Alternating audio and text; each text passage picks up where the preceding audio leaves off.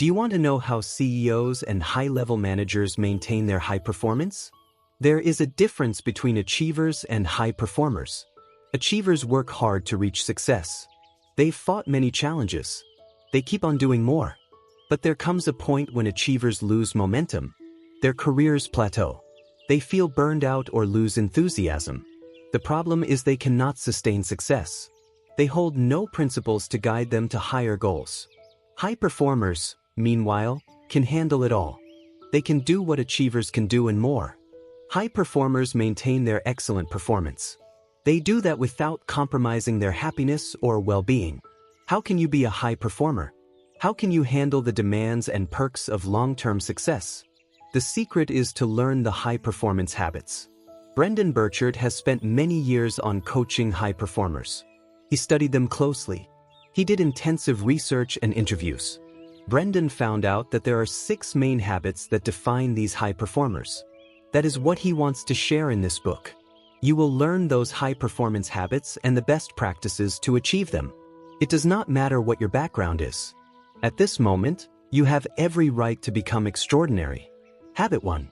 Seek clarity. To seek clarity means to always know who you are and what your goals are. It may seem that these questions are basic, but they do have a great impact on your life. Being clear about who you are means that you know your strengths and weaknesses. If you are clear on who you are, you also know for sure what is valuable to you. Knowing yourself well brings about good self-esteem. In your journey to become a high performer, you must start with self-awareness. Seek clarity on your identity, your values, your good traits, and bad traits. They are your keys to having a positive outlook on life. The next thing you must do is figure out your goals. They should be clear in your mind. More importantly, your goals must be challenging. Challenging goals bring more energy, enjoyment, and satisfaction to your work. How often do you feel disconnected and frustrated at what you do? You need to remind yourself again of who you are and the goals that you want to achieve. What you can do is envision the future for. What are the future for? They are your visions for your future self, social interactions, service, and skills. Let's first discuss your future self. The famous saying goes, know thyself. More than that, high performers can imagine thyself. If someone asked you, where do you see yourself 10 years from now? Do you have an immediate answer? High performers can answer that question easily and confidently. They have a clear idea of what they want to become. They have a well-thought-out idea for their future self, and they are working towards it. The next one in the future for is social interactions. High performers have high social intelligence and situational awareness. This means that there is clarity in the way they interact with others. They have a clear idea of their position and how they want to treat the person they're dealing with. Think of the last phone call you had. Do you think you've chosen the right tone when speaking with that person? Try to remember the last conflict you had with anyone. Did you think about your values? In your conversations, do you make an effort to become a better listener? There is clear intention in everything that high performers do. They want to give positive emotions. They want to be a good example. Before communicating with others, they think of the tone that they should use. They also try to figure out how they can help the other person. Next in line are future skills. High performers have clear vision on the skill that they want to develop. They take their hobbies seriously. If they want to learn a skill, they train themselves to mastery. High performers are not scattershot learners. They don't pick up a skill and move on to the next. They aim for excellence. High performers plan around the skill set they want to master. They do not settle as generalists. They want to be specialists. For example, if a high performer is interested in music, he does not try to learn every instrument. He focuses on a single one. He would look for an expert teacher and practice hard. Last on the future for is service. Sometimes the reason why you feel uninspired or unmotivated at work is because you lost the sense of service. When you get caught up with your daily tasks, you sometimes forget who you are doing all of it for. For example, if you're a manager, you work far from the customers. What you must do is see the people you serve once in a while. You must listen to them and know how you can provide for them better. High performers are concerned about making a difference for others and the future. That is why they constantly give their best in the present. Energy for high performers is not only limited to the physical. They maintain an active body, but they also know the importance of positive emotions and mental alertness. High performers generate energy in a holistic way. They want to stay physically, mentally, and emotionally fit to take on their many responsibilities. If you have low energy, it can affect your whole lifestyle. It makes you feel down. It makes you weak against challenges. You feel like life is just passing you by. If you have low energy, people would not buy from you. They would not believe you, support you, or follow you in any way. Brendon Burchard found out in his research that senior executives and CEOs possess the highest energy. They are the most energized in any company. The energy level of senior executives and CEOs can be compared to the energy level of pro athletes. High energy brings about more happiness and success. Like CEOs and quarterbacks, you can achieve that in your life too. Imagine a power plant. It doesn't have energy as it is. What a power plant does is transform energy. Like a power plant, you can choose to generate more. Do not wait for something to bring you joy, excitement, motivation, or love. All those positive emotions can start from you. It is possible to generate high energy when you choose to. You can generate positive emotions anytime you need it. In order to do so, you can follow these steps. The first one is release tension, set intention. Brendon Burchard has coached many high performers. He worked closely with them. He observed that the cause of low energy among CEOs and other high performers was poor transition. What is transition? It is when you change from one task to another. The moment you get up from bed is a transition. You shift from sleep mode to work mode. You take a bath and prepare yourself. Maybe you get your kids ready for school. You take the public transport and arrive at your office. Those are more transitions. While working at your desk, you may be called into a meeting. That is another transition. When you get home and spend time with your family, you shift again from your role as an employee to your role as a dad or mom. Think of the transitions you go through within a day. Now, imagine that in one of your meetings, you had a conflict with your boss or colleague. After that, you have to do more paperwork at your desk.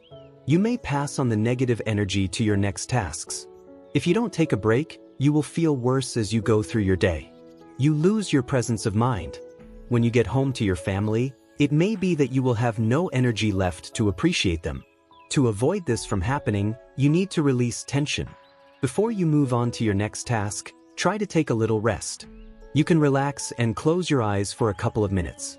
Just focus on taking deep breaths. Once you have released the tension, you can start setting intention. Think of the task you're doing next. What do you want to achieve? How can you do it with positivity? The next step to generate energy is bring the joy. Positive emotions such as joy can bring so much difference in your life. Research shows that joy is an indicator of high performance. People who maintain positive emotions are healthier. They also have better relationships and more income. Those who bring the joy perform better at the things they do. They are more compassionate and helpful to other people. Neuroscientists discovered that joy and the other positive emotions make new cells develop faster. On the other hand, negative emotions cause cells to decay. This is not to say that high performers do not experience negative emotions. There are times when they get sad and feel exhausted. But the difference is that high performers can bounce back faster. They can cope easily with the negative energy. They can direct their thoughts and actions back to the positive state. Habit 3. Raise necessity. Raise necessity means to always feel the need to take action. You have to wake up every morning. You have to fulfill all your responsibilities. You have to perform well. If you raise necessity, you don't hope for the best or wish things to get better. You feel the need to act. You feel the need to do something. Necessity compels you to move. If you don't, you feel like you let yourself down. You are not meeting your own standards. You fail to accomplish your duties and obligations. Necessity is a stronger motivation. It creates urgency in you. Brendon Burchard often asks these questions to high performers. Why do you work so hard? How do you remain focused and committed? Brendon always gets the same answers. High performers tell him that it's just part of who they are. They cannot imagine being something else. They feel like it is what they're meant to do. There is necessity in their actions. They must act at once because people are counting on them. They don't want to miss any opportunity. High performers do not want regrets about things that they didn't do. What are the practices you can follow to raise necessity? The first practice is know who needs your A game. High performers always ask themselves whether they're doing the task the best they can. If you are in your A game, you give your best no matter how basic the task is. Brendon Burchard teaches this technique to his clients. It is called desk trigger. Each time you settle at your desk to work, ask yourself this question: who needs me on my A game the most right now? It is just a simple technique, but it would remind you to perform better because there are people counting on you. The second practice you can apply is affirm the why. To affirm means to declare with confidence. Why refers to the goal or purpose behind your actions. High performers always have a clear purpose in the things they do, and they are proud to declare it to others. If you know someone who is very athletic, you will notice how happy they are to share their workout routines. They find great purpose in what they do, and they always affirm it. But although high performers are always confident about their goals, they don't declare that they are always right. High performers are open to new approaches which will improve their performance. The third practice to raise necessity is level up your squad. It is one of the first advices that Brendon Burchard gives to his clients. In order to reach high performance, you must surround yourself with people who are very positive and successful. They will become your squad. Spend time with them. Talk to your squad often so that you will pick up high performance. Spend less time with people who give out negative emotions. You can level up your squad by meeting new friends who have more expertise than you. Habit 4. Increase productivity. Are there times at work when you are very busy yet you feel like you're not progressing? The reason might be that what you are working on, what you are busy with, isn't really in line with who you are. You may be occupied doing something that you don't really want or something that doesn't match with your abilities. Have you ever been sick because of too much stress at work? It is possible to be productive without compromising your health or well-being. Many high performers can prove that. They work hard yet they do not feel stressed. High performers find happiness and fulfillment amidst all their responsibilities. There is a way to be more productive while taking good care of yourself and your loved ones. That is what you will learn from this chapter. You do not need to be a superhuman or over-caffeinated to do more.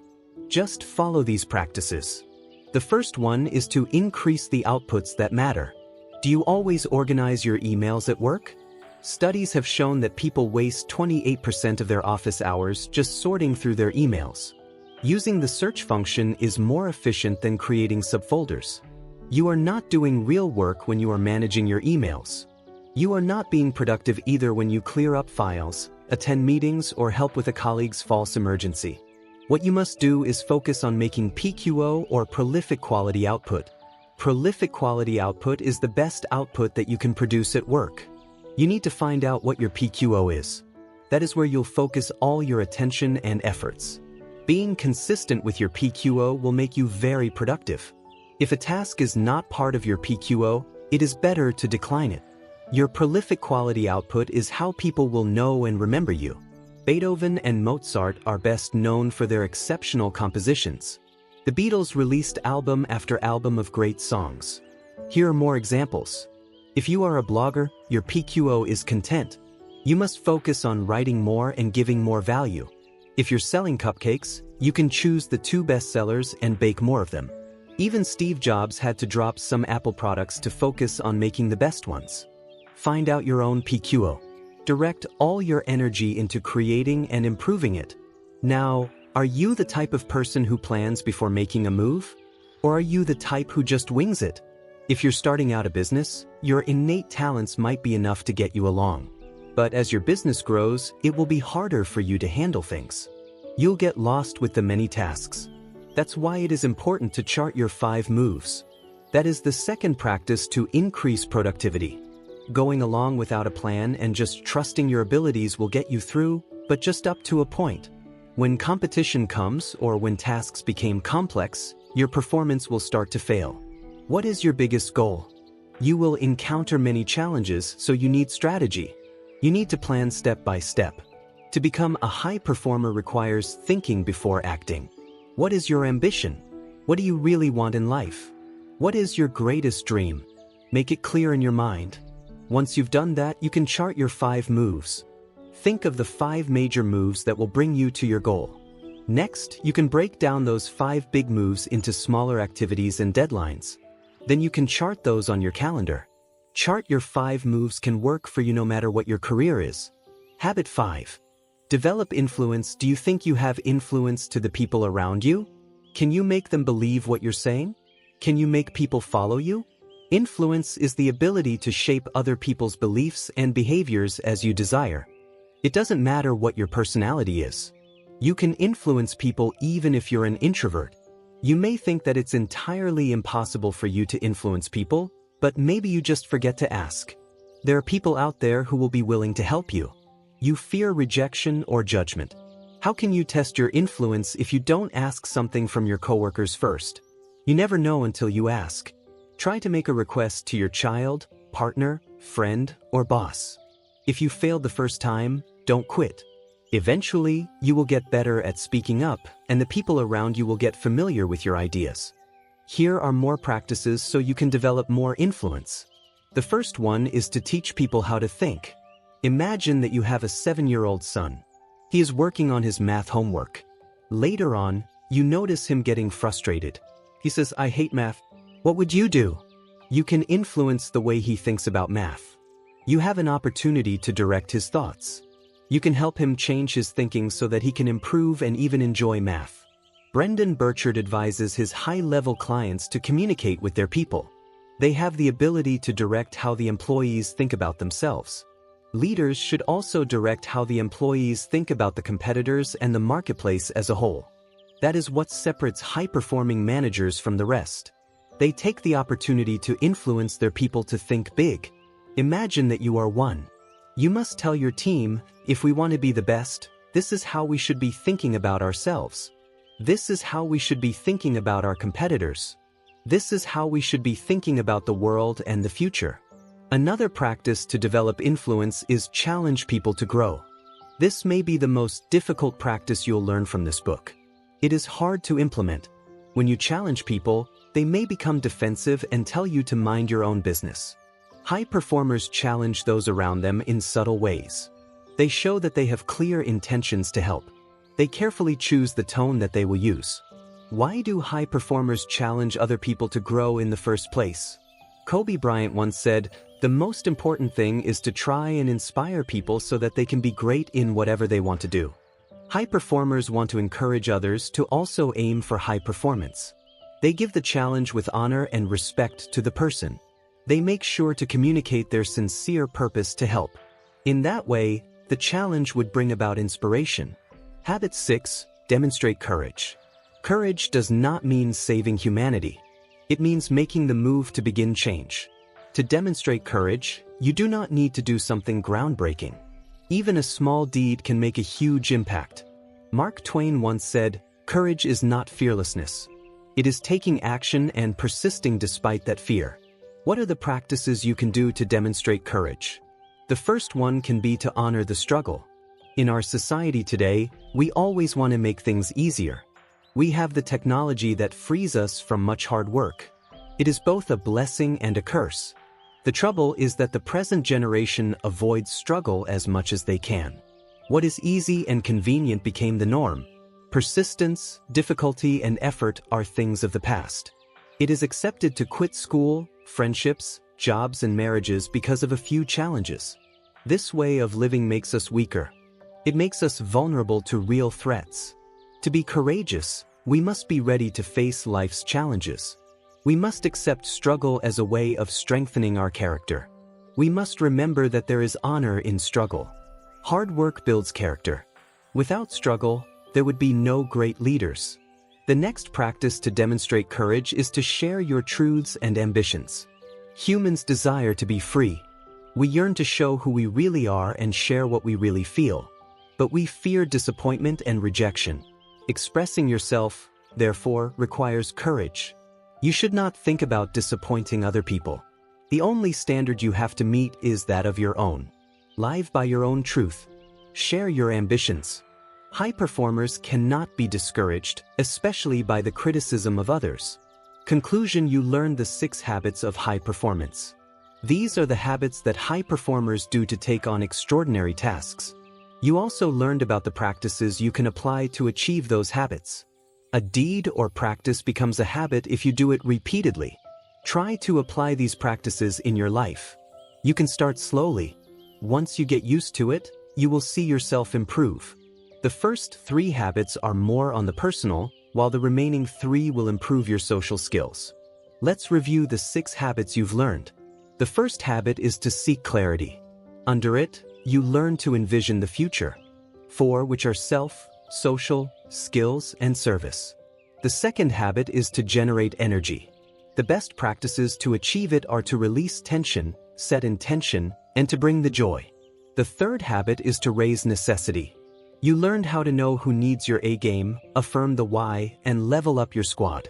The fourth habit is increase productivity. Under it are the practices increase the outputs that matter and chart your 5 moves. The fifth habit is to develop influence. You learn to teach people how to think and challenge people to grow. Lastly, the sixth habit is to demonstrate courage. To practice it, you have to honor the struggle and share your truth and ambitions.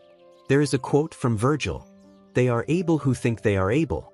You now know that it is possible to perform like CEOs and extraordinary leaders. There are habits and practices that you can follow. If you're a high performer yourself, you learned how to improve more and maintain your success. This book gave you the possibility. It is up to you now to take action.